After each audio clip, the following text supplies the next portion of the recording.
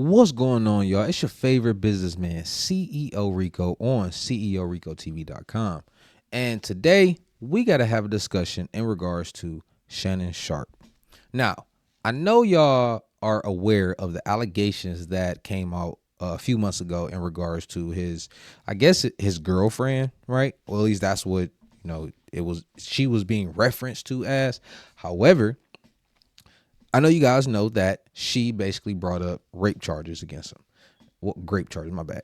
Now, remember, she is an OnlyFans model, and she alleged that he raped her. It was some mental abuse, something like that in there. And since then, she had brought out a $50 million lawsuit. Now, this was right before, or it was right after it was announced that he had a $100 million deal coming about.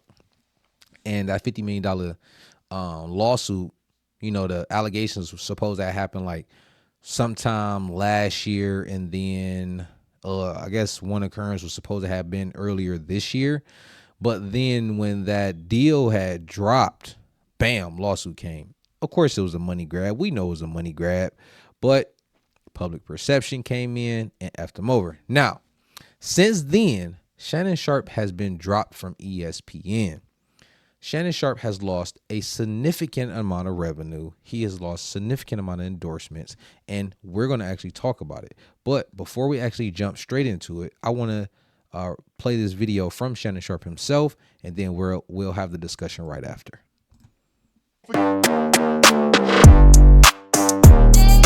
Forget to hit that subscribe button to join the fastest growing community on YouTube. Remember, Nightcap doesn't happen without you. So please. Before we get started, obviously, I'm sure everybody's heard the news by now that I will not be returning to ESPN. I found out this information a little earlier in the week. And really, the only thing that I really ask is like, guys, could we wait until Monday? My brother's going into the Pro Football Hall of Fame. I really wanted to be about him, and I wanted to be about my family. I know this coming out will overshadow everything that he's worked his entire life for.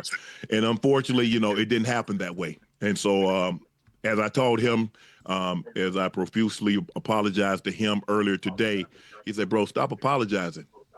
You don't have to apologize. I'm your big bro. I'm going to love you regardless. We all make mistakes. And he says, bro, I love you. So I'm done with this. You're done with it too. Move on. I mean, yeah, and also to add a little bit to that, because I am a big brother, right?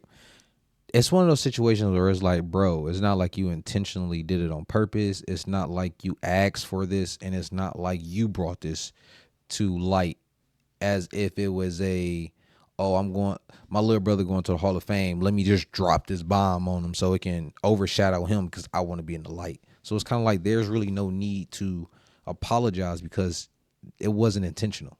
And I really enjoyed my time at ESPN. It gave me an opportunity to bring my audience that saw me really just grow. They saw me, Lakers in 5, and they saw me say all these analogies that my grandparents gave me, and I was able to bring that to ESPN. So I'm very, very grateful for that. But I just wished, of all things, like I said, hey, they did what they felt they needed to do, and I'm at peace with that. But I just wish, guys, this thing could have waited until Monday, because I hate the fact that I'm overshadowing my brother, the first two brothers in the Pro Football Hall of Fame, and this is what the headline's going to be for the next couple of days. So, bro, again, I know you told me that I don't have to apologize, but I'm going to do it one final time tonight, and I won't apologize again. I'm sorry that I upstaged you in this manner. That was never my intent. You've been my hero. You've been my role model from as long as I can remember. And I apologize, and I thank all my fans for supporting me when I was at ESPN and every place that I've been, be it Club Shay Shay, Nightcap, Undisputed, ESPN. Thank you guys for your support. Now, I did a little bit of research, and because I just wanted to know for my own knowledge. And I did a search in regards to how much Shannon Sharpe lost, right? Now, did a quick search on my trusty, handy, dandy ChatGPT, my guy, dude. That's what I named my chat bot. All right, so let's talk about the actual losses, right? So the financial losses in regards to everything that's went on. So you had a $50 million lawsuit that came about earlier this year. And let's see, it says that the lawsuit sought $50 million, and although the exact settlement amount is undisclosed, industry sources suggest it may have been around $23 million. Legal costs on top of that payout are likely significant. He had reportedly offered $10 million before the suit was filed. That was declined. So offer it, you probably lost about 20 mil. And what's crazy is after the settlement, I think the girl that he was dating or messing with, whatever you want to call it, she retired from OnlyFans. Man, listen. So I want to go over the summary. This is a summary table. So the settlement legal costs $23 million plus legal fees, case dismissed with prejudice. ESPN contract loss, estimated $6.5 million salary cut. So he lost $6.5 million a year. He lost deals, so at least one of his endorsement deal was like $150,000 that was canceled. His podcast media deal collapsed. That was potentially $100 million. Negotiations was terminated. It says all Club Shay Shay endorsements reportedly dropped due to the scandal, and then a termination from ESPN stalled expansion of his digital brand and media empire. Bro, listen. We have seen time and time again in the media, and this is and before I even go on that little rant, this is why when I learned about Kevin Samuels years ago, way before he died, and I started to really dive into his content and material, he was really just basically telling men, yo, y'all need to move a certain way, you need to operate a certain way, you need to, you know what I'm saying, take care of business, tighten up your images, everything.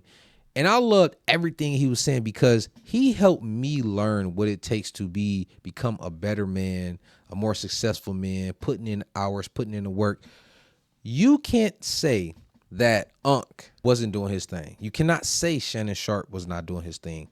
My man's was out here getting to the bag. Him and what's my man's name? Skip Bayless. Because I seen like a few clips. Like I never like tuned in and watched it.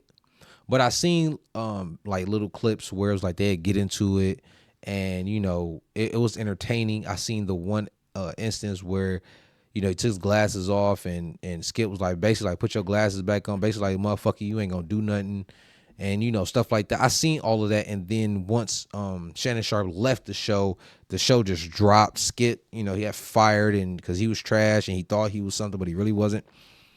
Shannon Sharpe been putting in work. He got Club Shay Shay. He got The Drink.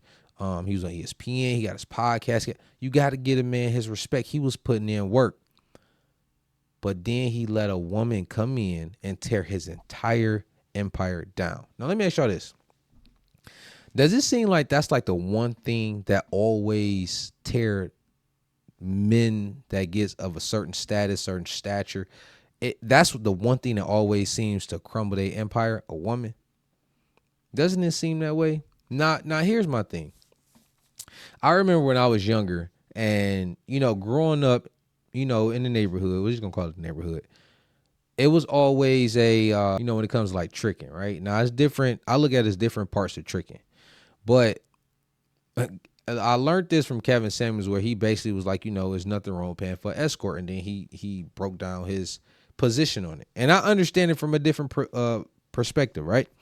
Because it's like, why go through trying to game a chick up, potentially get her feelings involved, going through all the emotional roller coaster and dealing with the fallout, versus I can just pay to play.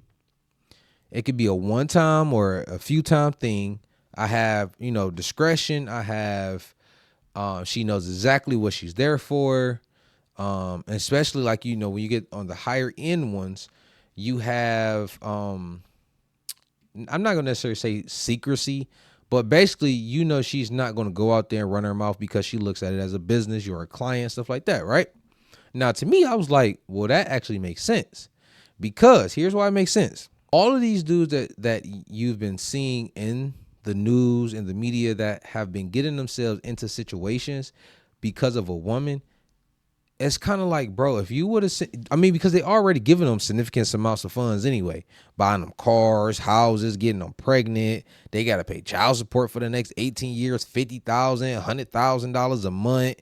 Oh, and it just, for the life of me, it's like, bro, you could have just paid for a woman who's all, and how can I say this? Because some people will say, oh, well, that's prostitution. It's kind of like, well, isn't the other way prostitution too? And also on top of that, it comes with extortion, because you can clearly see that Shannon Sharpe got extorted for sure. Because there's no way in the world that he was rocking with this little chick and she got a $23 million settlement. He lost, so not only did he have to pay out that money, and I hope that he had some type of insurance that would have took care of that, so where he didn't have to pay that out. But you lose $6.5 million salary. You lost your $150,000 endorsement deal. Now I know for some people that's like, man, that's chump change, but it's like, no, 150 grand is still a lot of money to be losing.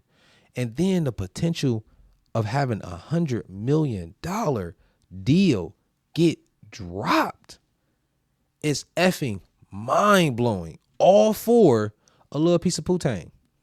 When you could have probably been paying a little chick $1,000 every time you came in, or you could $1,500. I mean, if you got it like that, $1,500 every time you came in. She already knew what type of time it was.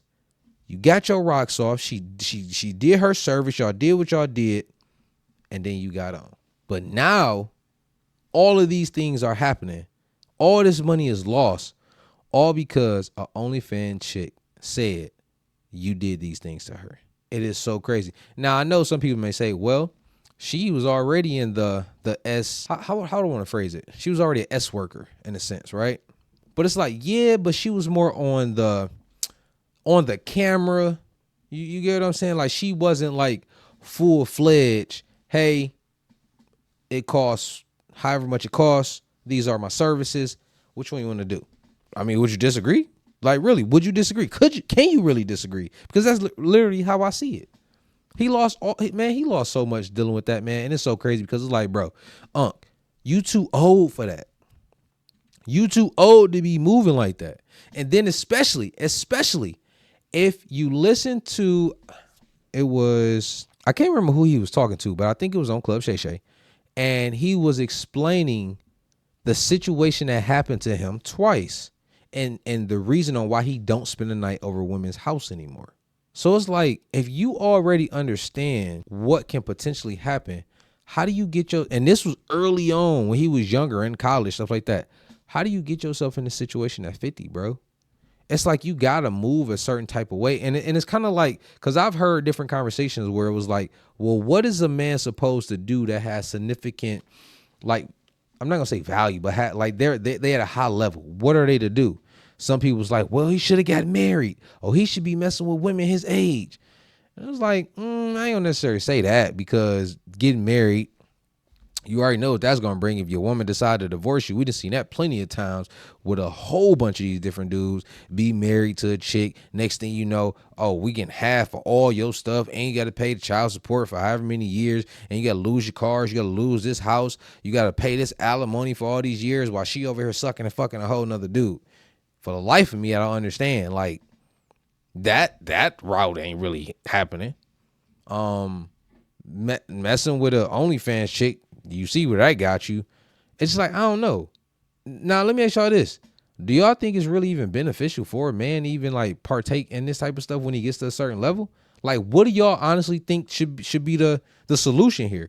Because it's like, I'm lost for words right now. It's kind of like, well, shit.